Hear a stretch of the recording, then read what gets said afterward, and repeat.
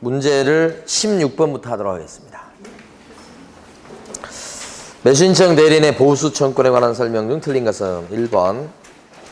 개업 공인중개사는 보수표와 보수에 대해서 이를 위임인에게 위임계약 전에 설명해 줘야 된다. 보수에 대해서는 그걸 의뢰받기 전에 얘기해 줘야 됩니다. 낙찰 받으면 얼마 주셔야 된다라고 미리 얘기할 것, 그런 뜻입니다. 위임계약 전이죠. 상대적으로 중개보수에 대해서는 매매나 임대차 계약이 체결되기 전에 확인 설명해 줄 의무가 있습니까? 중개보수 설명 의무가 있습니다요. 확인 설명해 줄 사항에 중개보수 및 실비의 금액과 산출 내역을 설명해 줘라 이렇게 돼 있어요. 설명사항을 찾아보시면 나와요. 똑같은 거예요. 그러니까. 근데 이것은 위임계약 전에 미리 보수에 대해서 설명을 해 줘야 된다가 1번이죠. 2번. 매수신청 대리행위를 하고 해서 최고가 매수신고인 또는 매수인이 된 경우에는 최저 매각가격의 1% 또는 감정가의 1.5% 이하 범위 안에서 합의에 의해서 결정한다. 틀렸죠? 감정가의 뭐요? 1%. 최저가의 1.5% 이하. 바뀌었죠? 바뀌었죠? 네. 그다음 3번. 상담 및 권리분석 보수는 원칙적으로 50만 원 범위 안에서 당사자 합의해서 결정한다. 상담 보수는 최고 50이요. 그거고. 4번. 개업 공인중개사가 보수를 받았을 경우에는 예규에서 정한 법정 양식에 의한 영수증을 작성해서 도장도 찍고 위임인한테 교부해야 되겠다. 맞습니다. 날인할 때는 등록된 도장을 날인토록 돼 있고, 그 다음에 보존기간은 없습니다. 이거 영수증에 대한 보존기간은 없다고 그랬죠? 네, 그것까지 알아두시고. 5번. 매수신청 대리와 관련해서 발생하는 통상의 비용은 보수에 당연히 포함된 것으로 보고 별도로 청구하지 않는다. 뭐가요? 통상비용. 그러니까 통상비용은 보수 받았다 그러면, 이게 상담 보수든 대리 보수든 받았다 그러면 통상비용은 받은 걸로 치고 별도로 실비 명목으로 챙길 수는 없다. 이 뜻이에요. 5번 중요합니다. 여러분 교재에는 없었어요. 5번 지문이. 자, 그 다음에 17번 가시겠습니다. 정답 2번요. 17번의 정답은 역시 2번이고요. 틀린 것은 그랬습니다. 사건 카드에는 중개사 법령상 등록된 인장으로 서명 날인해야 되겠다. 사건 카드도 그렇고 확인 설명서도 그렇고 영수증도 그렇고 다 등록된 도장을 찍어라 이렇게 돼 있어요. 2번. 매수신청 대리로 등록하고자 하는 법인인 개업공인중개사의 경우 임원 전원이 경매에 관한 실무교육을 받아야 되겠다. 임원 전원이 아니고 대표자만 받으면 되는 거죠. 2번이 틀린 겁니다.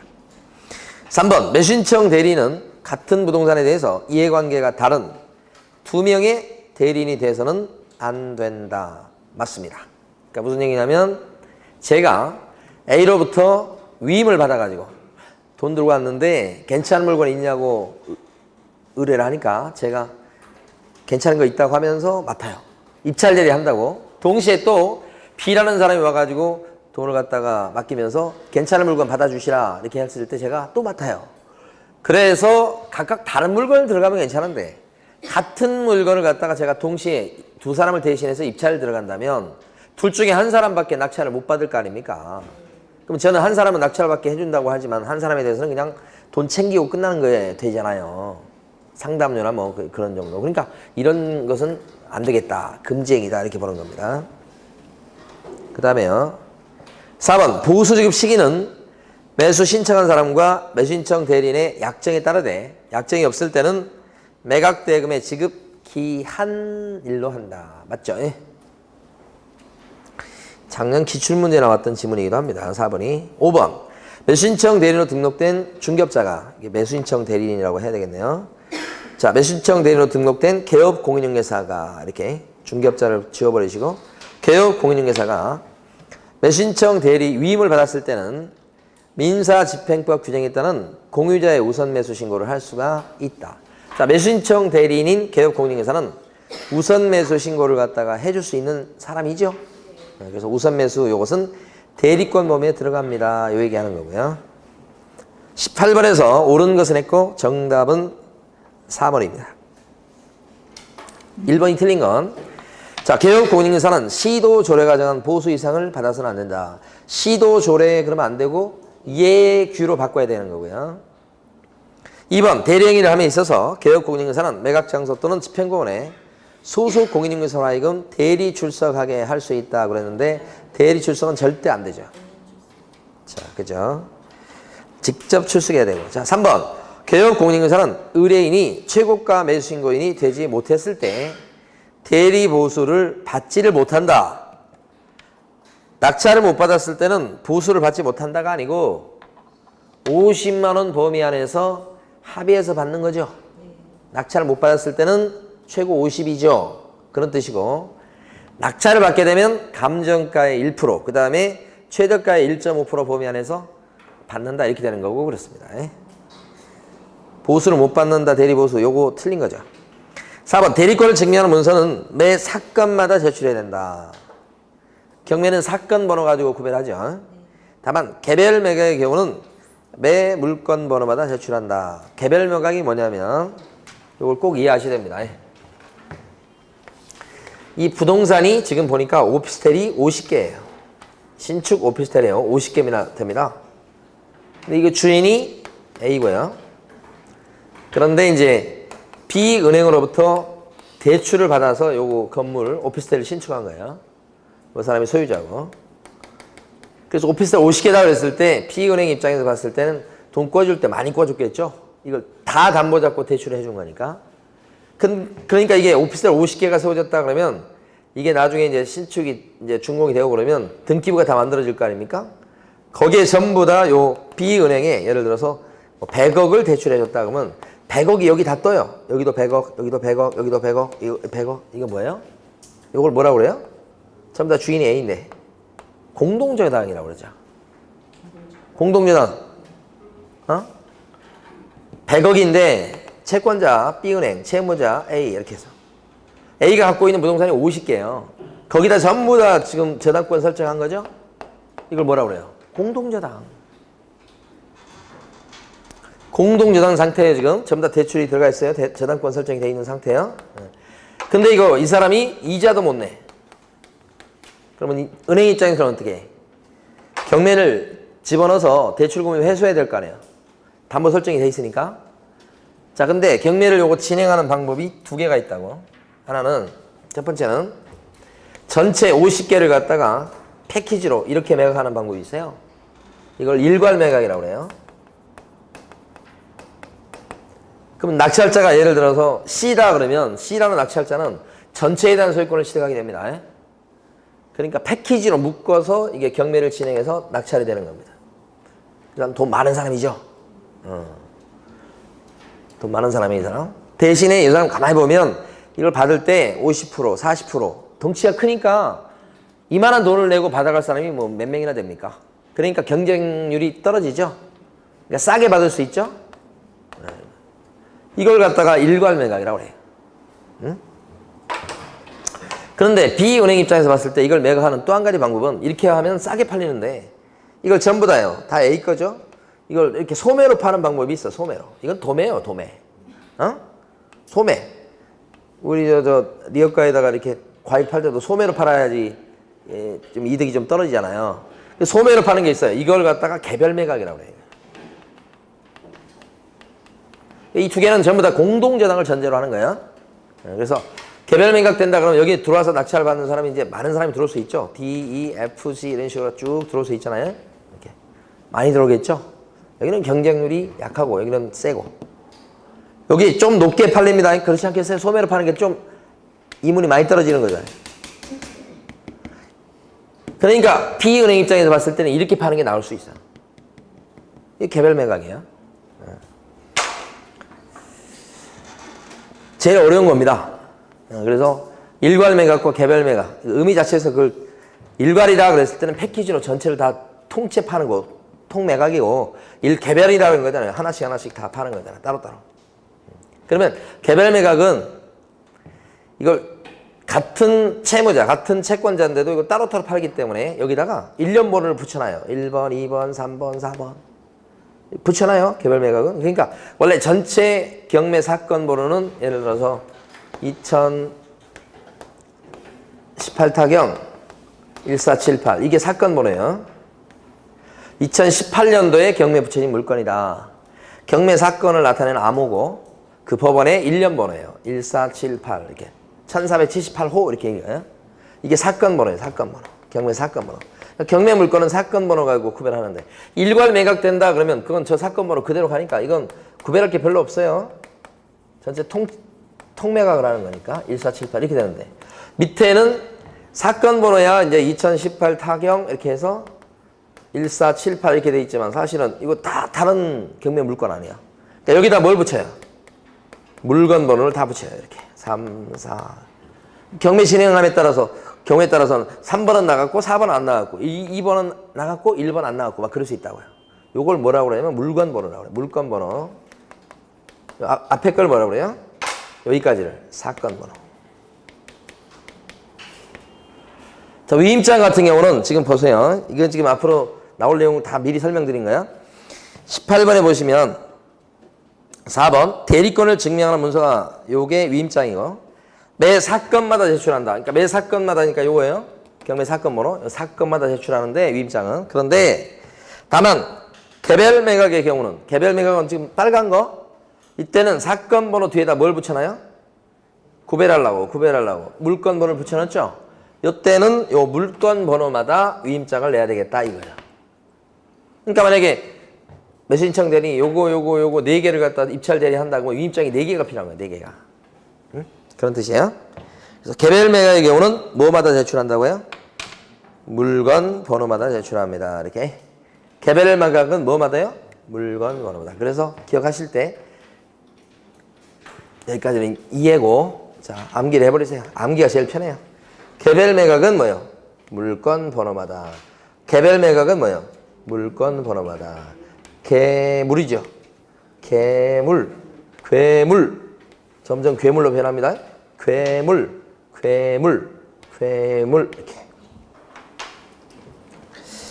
5번 매수신청 대리 대상물의 확인 설명서 보존기간 3년이 아니고 5년. 자 19번은 2번이 정답이죠. 인도명령 신청은 매수신청 대리인의 대리권 범위에 들어가지 않습니다. 자 20번 보시겠습니다. 20번 설명드리려고 밑에 여기 설명드린 거 이게. 자 법원 경매 절차에서 개별 매각되는 4개 부동산에 대해서 공인중개사인 개업공인중개사가 위민에게 권리 분석을 해주고 수수료를 받은 경우 최고 얼마까지 받을 수 있습니까? 그랬어요. 4개 부동산이라고 그랬나요? 부동산 4개인데 하나 둘 가만 있어보자.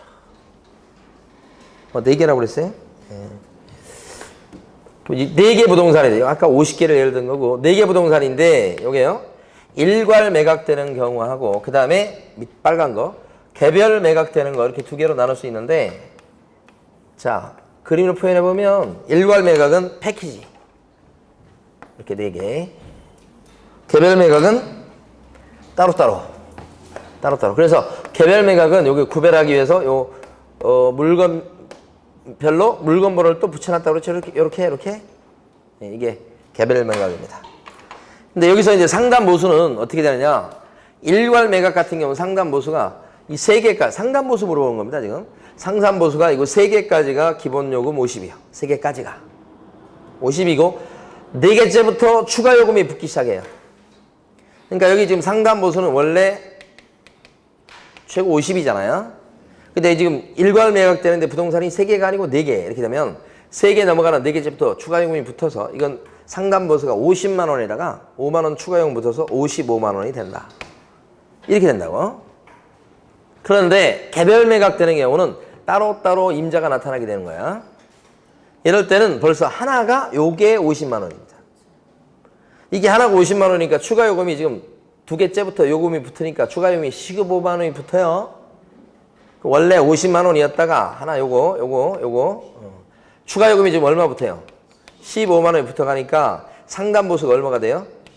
65만 원 이렇게 되니까 정답이 3번인 거예요. 제일 어려운 거에 들어갑니다. 나왔을 때 이제 일괄 매각과 개별 매각의 요 개념을 모르면 맞추기 힘든 거예요. 21번이요. 옳은 것은 했고 1번 소속 공인중개사도 매수신청 대리인 등록을 신청할 수 있다. 안 돼요. 매수신청 대리인 등록 누가 신청할 수 있죠? 공인 개공을 하고 뭐요? 법인 개공 이렇게. 소공은 안 됩니다. 공인중개사도 안 됩니다. 2번 매수신청 대리인 개업 공인중개사는 매각기일 변경 신청을 대리할 수 있다 그랬습니다. 기일 변경 신청을 대리할 수 있다. 맞습니까? 기일 변경 신청을 대리할 수 있다 그랬는데 못합니다. 매수신청 대리인의 대리권 범위에는 기일 변경 신청 이런 거 없죠? 아까 인도명령 신청 그런 거 없었고 항고 그런 거 없었죠? 3번 개업 공인중개사가 매수신청 대리의 위임을 받았을 때 당해 매수신청 대리 대상물의 경제적 가치에 대해서 위임인에게 설명하지 않아도 된다. 경제적 가치도 설명해 줄 사항에 들어가죠. 4번 상담 및 권리분석 보수는 30만 원 범위 안에서 합의해서 결정한다. 권리분석 보수, 상담 보수는 최고 30이 아니고 50이고 실비가 30인 거죠. 5번 이 규칙상의 업무 등기 기간은 1개월 이상 2년 이하로 한다. 요게 맞는 지문이죠. 정답 5번이고 22번 틀린 걸 했습니다. 1번 모든 개업 공인중개사가 매수신청대로 등록할 수 있는 것은 아니다. 부칙 맞죠? 부칙 개공은 안 껴주고 2번 공인중개사인 개업 공인중개사는 매수신청 대리로 등록하지 않더라도 경매 대상 부동산에 대한 권리 분석 및 알선을 할 수 있다. 조심하셔야 됩니다. 공인중개사인 개공이다 그랬을 때 법원에 등록하지 않아도 경매 알선 정도는 합니다. 할 수 있어요. 근데 경매 입찰 대리를 하려고 그런다 그랬을 때는 반드시 법원에 뭐예요? 등록해야 됩니다. 경매 입찰 대리, 매수신청 대리는 등록이 필요하지만 경매 알선 정도 그건 필요 없다는 거죠. 법원에 등록하는 게. 3번 임목에 관한 법률에 따른 임목은 중개상으로 될 수 있으나 맞습니다. 매수신청 대리 대상물이 될 수는 없다. 틀렸습니다. 중개 대상물이랑 입찰 대리할 수 있는 매수신청 대리 대상물이 똑같아요. 토지부터 시작해서 건물, 임목, 광업재단 똑같아요. 그래서 요 3번의 뒤쪽이 틀린 겁니다. 매수신청 대리 대상물은 중개 대상물하고 5가지로 똑같아요. 2번 정도 지문에 나왔었죠. 4번 매수신청 대리는 매수신청 대리 대상물의 권리관계, 경제적 가치, 매수인이 부담해야 될 사항 등에 대해서 위민에게 성실 정확하게 설명하고 등기부등본 등 설명의 근거자를 갖다가 제시해야 되겠다. 확인 설명할 때 근거자를 보여주면서 설명하는 것. 방법은 중개 대상물에 대한 확인 설명과 똑같아요. 5번 매수신청 대리는 부도 임대주택의 경매에 있어서 임대주택법 규정에 따른 임차인의 임대주택의 우선 매수 신고를 대리할 수 있다. 우선 매수 신고 나오면 뭐요? 대리권 범위에 들어가죠. 그래서 맞고 틀린 건 3번이었습니다. 23번에 보시면 틀린 것은 그랬습니다. 개업 공인중개사는 매수신청 대리에 관해서 위임인으로부터 수수료를 받은 경우 영수증에는 중개인에 사용하기 위해서 등록관청에 등록한 인장을 사용해야 되겠다. 영수증에 도장 찍어주는데 그 도장은 등록된 도장. 2번 개업 공인중개사는 매수신청 대리인이 된 사건에 있어서 자기가 지금 입찰 대리하는 사건입니다. 그때 개업 공인중개사는 매수 신청인이 돼가지고 자기 스스로 입찰 들어가는 것, 즉 매수 신청하는 것은 안 됩니다. 공정성에 문제가 있죠? 입찰 대리하는 물건인데 자기도 입찰 들어가요. 있을 수 없는 일입니다. 3번 개업 공인중개사의 중개업 폐업 신고에 따라 매수신청 대리인 등록이 취소였을 때 폐업하면 중개업을 폐업하면 매수신청 대리인 등록을 취소한다고 그랬죠. 그럴 경우 매수신청 대리인 등록 취소가 됐다고 해도 3년의 결격사유 기간은 따로 붙지 않는다고 그랬어요. 그러니까 3년이 지나지 않더라도 등록 결격사에 해당되지는 않게 된다. 그러니까 매수신청 대리인 등록만 잘리지. 4번 매수신청 대리인인 개업 공인중개사가 보수를 받았을 경우에는 영수증을 작성해서 위민에게 교부해야 될 의무는 없다 그랬는데 영수증 써줘야 되니까 여기 틀렸죠. 다 맞추셨을 거라 생각하고 5번요. 자, 매수신청 대리인 등록을 한 개업 공인중개사는 법원 행정처장이 인정하는 특별한 경우 사무소 간판에다가 법원의 휘장 등을 표시할 수 있다고 그랬는데 자, 조심하실 게 원래 법원의 명칭이나 휘장은 표시 못하는 겁니다. 다만 조문을 보면 법원행정처장이 특별히 인정하는 경우 그때는 법원의 명칭이나 휘장을 갖다가 표시할 수 있다고 되어 있으니까 5번 지문은 바로 특별한 예외에 해당되는 경우입니다. 그래서 5번은 틀렸다고 생각하시면 안 됩니다. 맞습니다. 24번입니다. 비교하는 건데요. 틀린 것은 했습니다. 1번 중개업 등록을 받고자 했을 때는 사무소 수재지를 관할하는 시정군수구청장한테 등록을 받는 거고 반면에 매수신청 대리인 등록은 어디 가서 하냐면 관할 지방법원장한테 가서 하는 것이니까 맞는 거. 2번 중개업 등록 신청할 때 처리기간은 7일인데 반해서 매수신청 대리인 등록 신청했을 때 처리기간은 14일이죠. 3번 개설 등록에 필요한 실무교육 시간은 어떻게 되냐면 28시간 이상 44시간 이하 이렇게 되지만 매수신청 대리인으로 등록하기 위해서 받을 경매 실무교육 시간은 늘어나죠. 32, 44시간 이하입니다. 4번 중개업 등록 신청할 때는 보증 설정 증명 서류를 첨부 서류로 제출해야 되지만 벌써 틀렸어요. 일반적으로 사무소 개설 등록 신청할 때는 보증 설정은 등록 요건이 아니에요. 등록한 이후에 업무 개시 전까지만 보증 설정하면 되니까요. 그래서 앞부분이 이미 틀렸고 매수신청 대리인 등록 신청할 때는 보증 설정 증명서면을 오히려 제출해야 됩니다. 매수신청 대리인 등록에 필요한 요건에는 보증 설정이 돼 있을 거 들어가죠. 그래서 앞뒤가 바뀐 겁니다. 지금 4번 틀린 거. 5번 중개사무소 개설 등록하고자 하는 법인의 경우 임원사원 전원이 실무교육을 받아야 되지만 신청 대리인으로 등록하고자 하는 법인이 개업공인중개사의 경우는 누구만 실무교육 받으면 됩니까? 대표자만 받으면 되죠. 틀린 건 4번. 25번입니다. 1번 경매 신청이 들어갔다가 취하가 되면요. 채권자가 취하하고 그러죠. 채무자가 빚 갚고 그런 취하를 해줍니다. 그때 취하가 일어나면 압류력은 풀립니다. 소멸된다. 2번 매각 결정일은 매각기일로부터 일주일 이내로 정해야 된다. 매각기일로부터 일주일 내에 매각 결정일을 잡는다고 그랬고요. 3번 매각 허가 결정이 확정되면 법원은 대금 지급기한을 정해서 맞습니다. 매수인과 차순위 매수인과에게 알려주고 매수인은 그 기한까지 대금을 지급 납부해야 되겠다 이런 뜻이죠. 4번 매각 허가 결정에 대해서 항고하고자 하는 사람은 보증으로 최저 매각 가격의 10분의 1에 해당하는 금전을 공토해야 된다. 옳지 않은 게 항고 보증은 뭐의 10분의 1이죠? 매각 대금의 10분의 1이죠. 매각 대금. 최저 매각 가격의 10분의 1이 아니고 매각 대금, 즉 낙찰가의 10분의 1입니다. 그때 공탁하는 방법도 금전만 되는 게 아닙니다. 금전 또는 뭐요?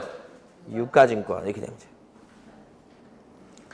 4번은 두 군데가 틀렸다고 봐야 되겠고요. 5번 재매각 절차는 이거 돈 안 내서 다시 하는 거죠. 이 재매각 절차는 어떻게 해요?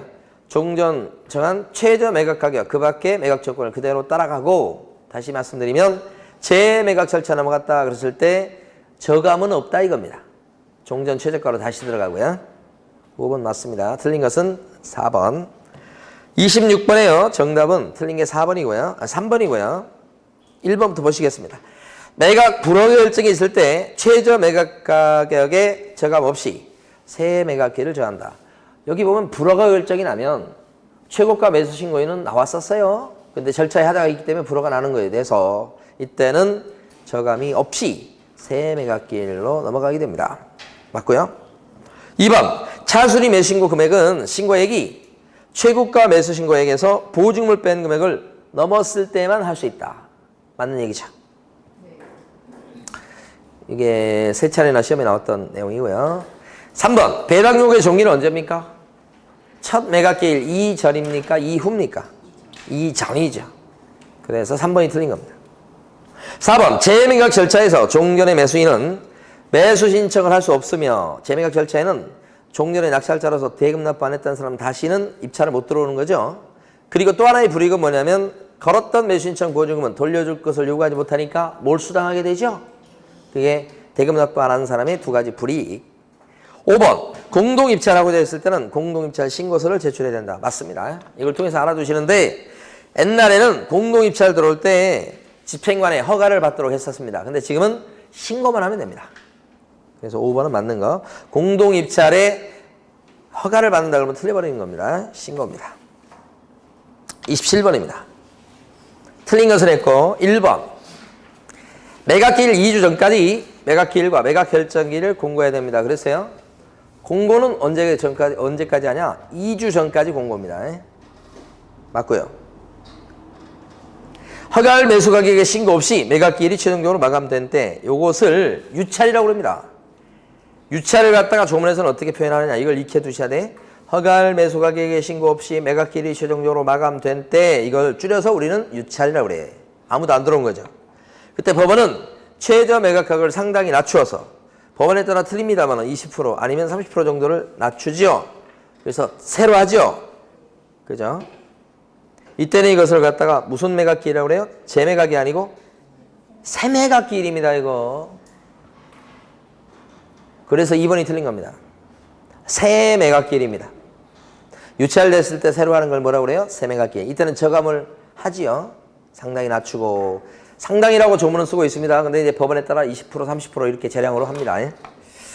3번 기일입찰 또는 호가경매 방법의 매각에서 좀 어려울 수 있는데 3번이 매각기일을 마감할 때까지 허가할 매수 가격의 신고가 없대요. 그러면 이게 뭐예요? 아무도 안 들어온 거죠. 그러면 유찰된 거죠. 집행관은 매각기일 마감을 취소하고 유찰된 걸 취소해버리고 같은 방법으로 매수 가격을 신고하도록 최고해볼 수 있다. 이게 무슨 얘기냐면 조문에 있는데 현실적으로 이용하는 경우는 거의 없습니다. 입찰 진행해보니까 유찰됐어요. 아무도 안 들어왔어요. 그러면 원래대로 하면 새 매각기라고 해가지고 한 달 뒤에 다시 해야 됩니다. 근데 한 달 뒤에 다시 하는 것보다는 어차피 거기 지금 경매에 대해서 관심 있는 사람이 모여 있는 거니까 그날 아무도 안 들어왔죠. 유찰됐죠. 그랬을 때 자, 한 번 더 붙여보겠다고 경매를 이렇게 해버릴 수 있어요. 그러면 이제 다른 물건이 좋아가지고 거기 들어갔던 사람인데 만약에 그날 연거푸 한 번 더 해봤을 때 관심 있는 사람은 거기 왔었기 때문에 다시 또 들어올 여지가 있죠. 한 달 뒤에 하는 것보다는 그때 바로 그냥 한 번 더 붙여보는 것도 괜찮겠어요. 그래서 이런 제도를 만들어 놨어요. 근데 법원이 이것도 말해요. 재량으로 할 수 있고 안 할 수 있고 그런 거예요. 이렇게 하는 법원은 거의 없습니다. 이걸 갖다가 하루에 연거푸 2번 입찰을 붙인다고 그래서 요걸 갖다가 1기일 2회 입찰자 이렇게 얘기합니다. 하루에 2번 입찰을 붙인다고요. 4번 농지를 경매로 취득한 경우 매각 결정기일까지 농지 취득자격 증명을 제출하지 못하면 결정기일까지요. 그러면 불허가를 받게 되죠. 농지증을 못 갖다 내서 다시 이제 불허가 결정을 받게 되면 다시 할 수밖에 없죠. 경매를. 이걸 새매각이라고 그래요. 재매각이라고 그래요. 재매각이라고 그래요. 응? 지금 농지증을 못 갖다 냈어요. 그럼 불허가 안 되면 그럼 다시 해야 되죠. 다시 하는 걸 새매각이라고 그래요? 재매각이라고 그래요? 재매각은 돈이 없을 때만 재매각이구만. 돈 없을 때 재매각이라고 그때만. 이거 새매각이에요, 새매각. 이랬을 때 최저가를 저감해요, 안 해요? 안 하지. 왜요? 절차에 문제 있어서 불허가 나서 그렇지. 이걸 못 갖다 내서 불허가 나서 그렇지. 높은 금액 사는 사람이 있었긴 있었잖아요. 가격을 떨어뜨려 주지는 않습니다.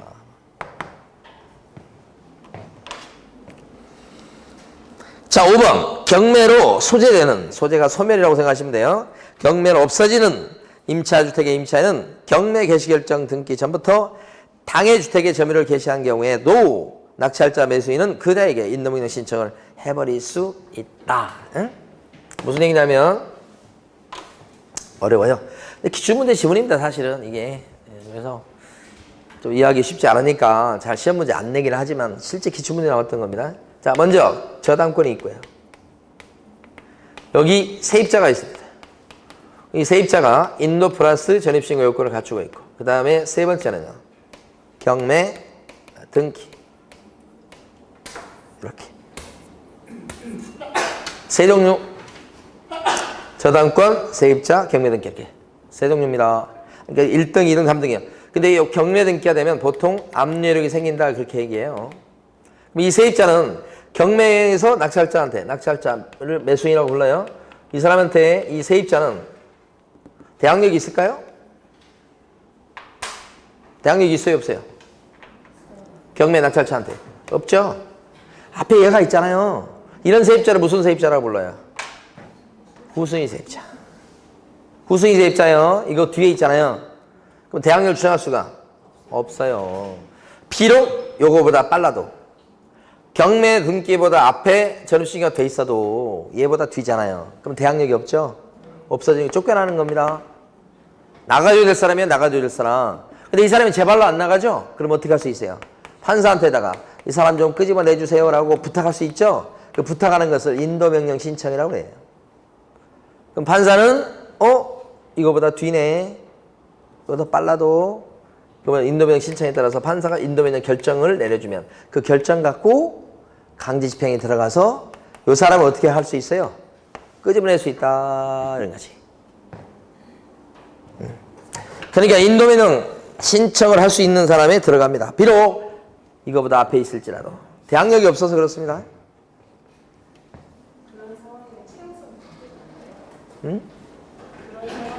최우선 면제는 지금 여기서는 지금 대항력이 있다 없다 그래서 쫓겨나냐 쫓겨나지 않냐 그걸 얘기하는 거 하고 배당에서 받냐 안 받냐는 별개 문제지.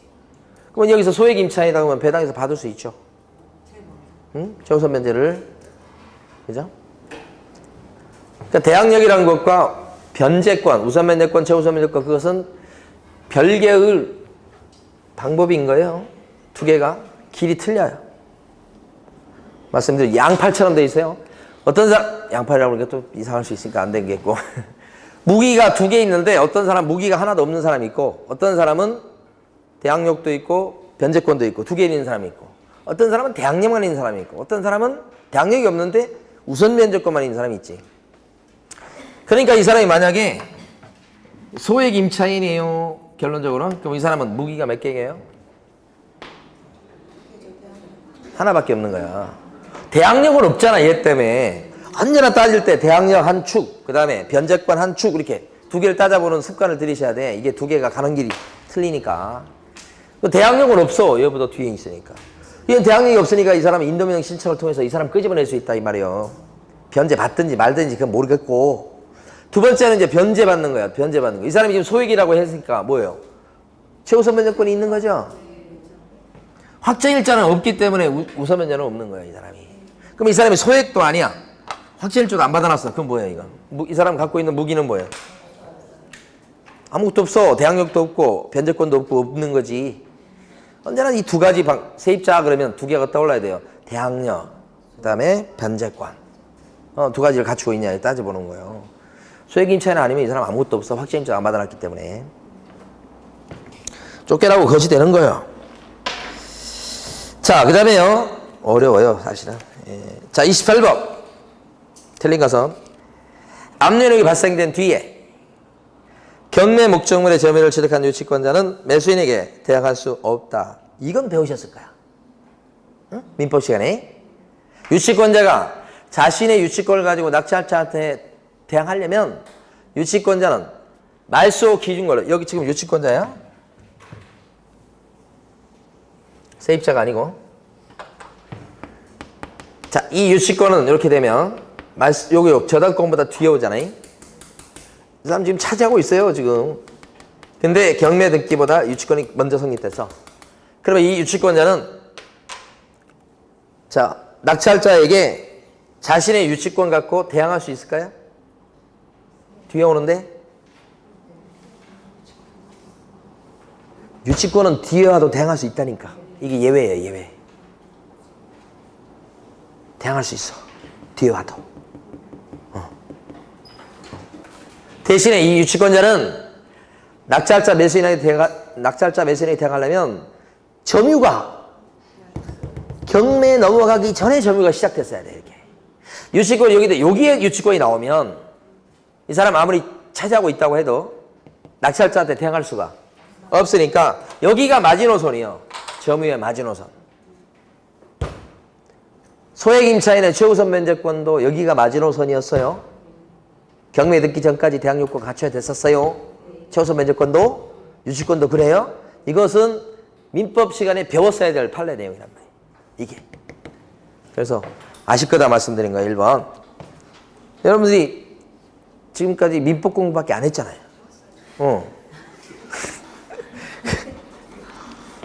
압류력이 발생한 후에 경매 목적의 점유를 취득한 유치권자는 낙찰자 매수인에게 대항할 수가 없다고요? 맞는 거예요. 매각 부동산의 모든 저당권과 담보가등기 권리는 매각으로 소멸된다. 자, 이거 전에 권리 분석에 대해서 제가 설명을 드리고 문제를 하나, 두 문제를 풀고 이제 쉴 거예요. 권리 분석에 대해서 오전에 설명드리지 않았어요. 그 설명드리면 여러분들이 수업을 오래 한다고 그러니까 설명 안 드렸는데 시험 문제에서 보면 가만히 보면 경매 절차가 한 문제예요.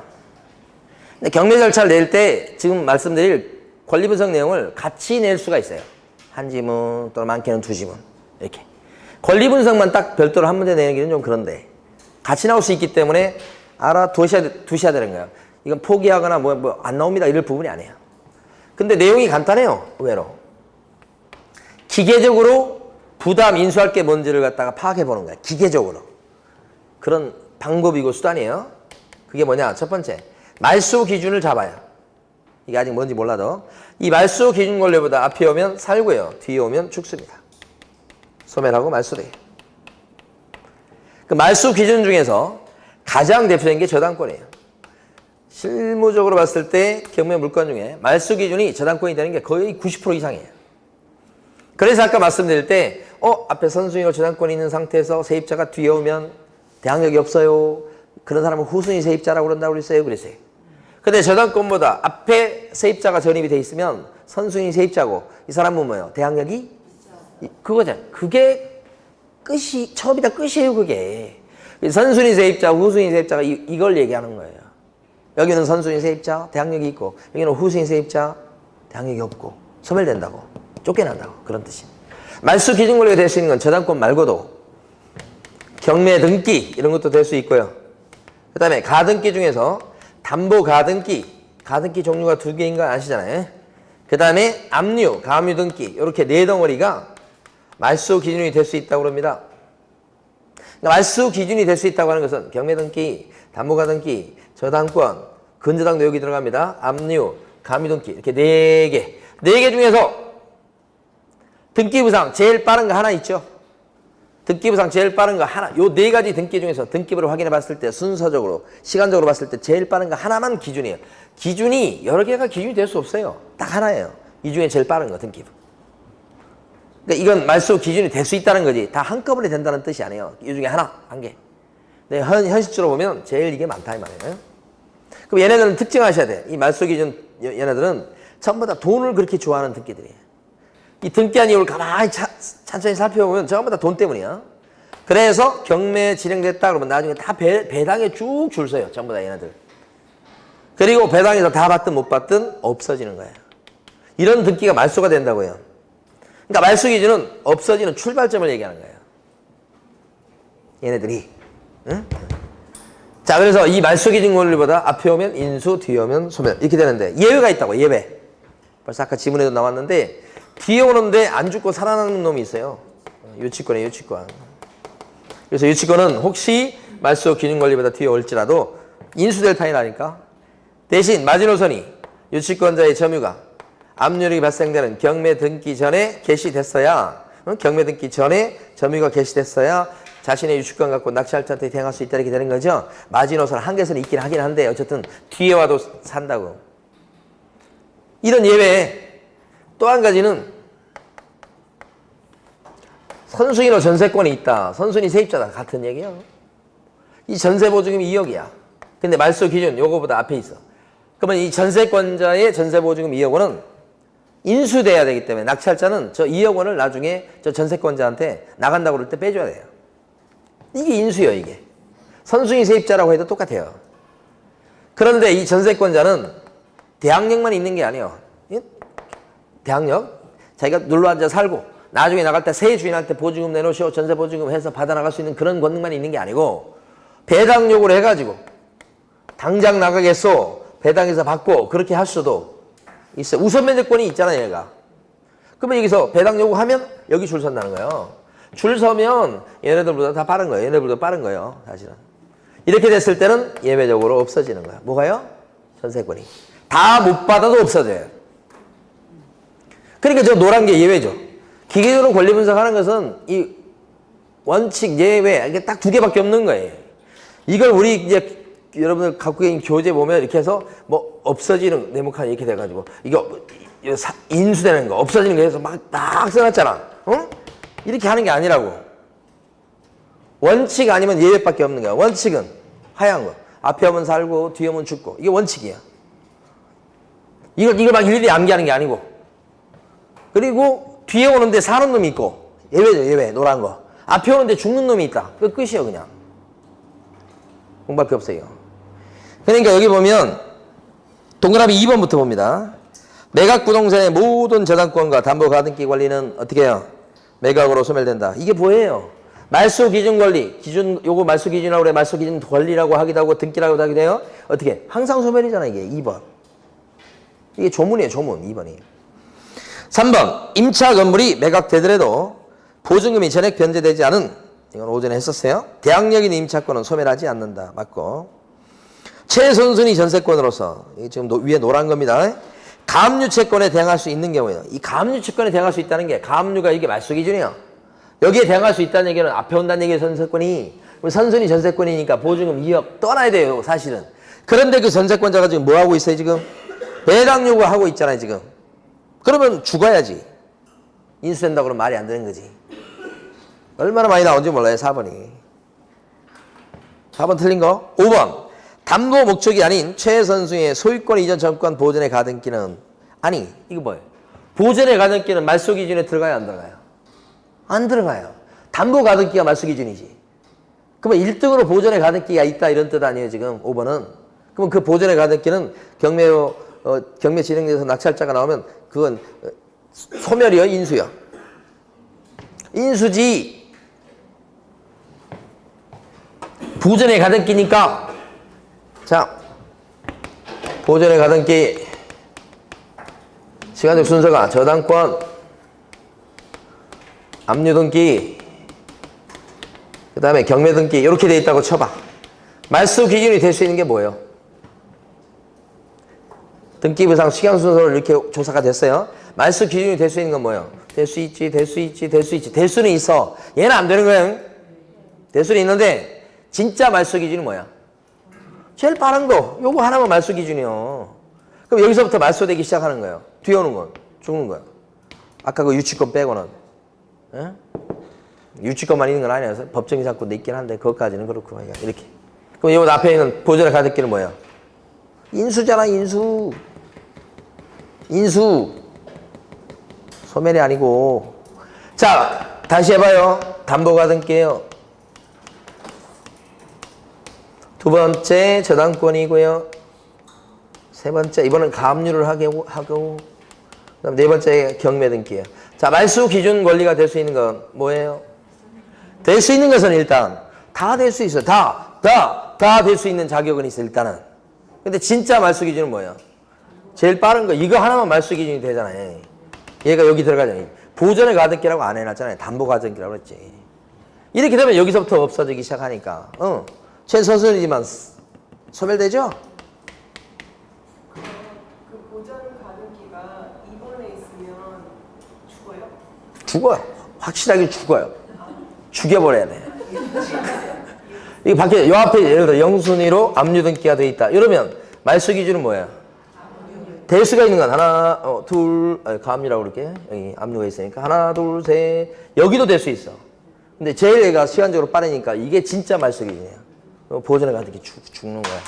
이건 본등기 하고 그래도 소유권 가져갈 수가 없어요. 소유권 뺏겨. 낙찰자한테. 자,